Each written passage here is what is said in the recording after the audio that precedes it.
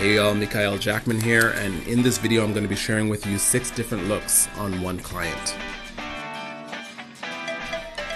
For wig number 1, a combination wet design technique was used by applying styling mousse and creating a large finger wave with an exaggerated ridge, a side part, and I then applied rollers to the back for a loose curl effect.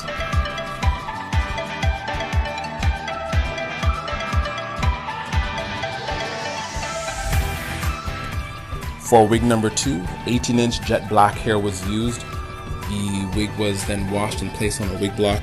I used a fine-tooth tail comb to make sure that the middle part was nicely defined.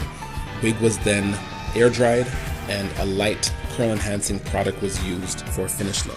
For wig number 3, 14-inch straight hair was used and the color truly red.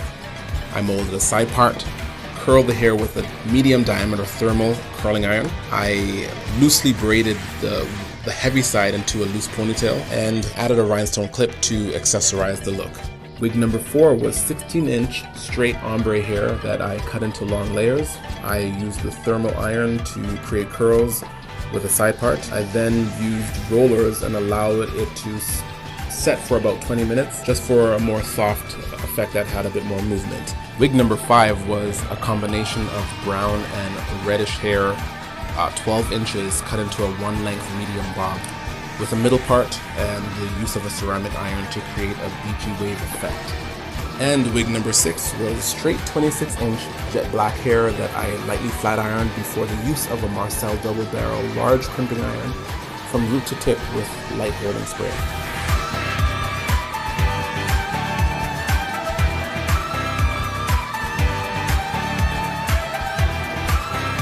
I use my fingers to gently rake through the crimps for a better flow and movement.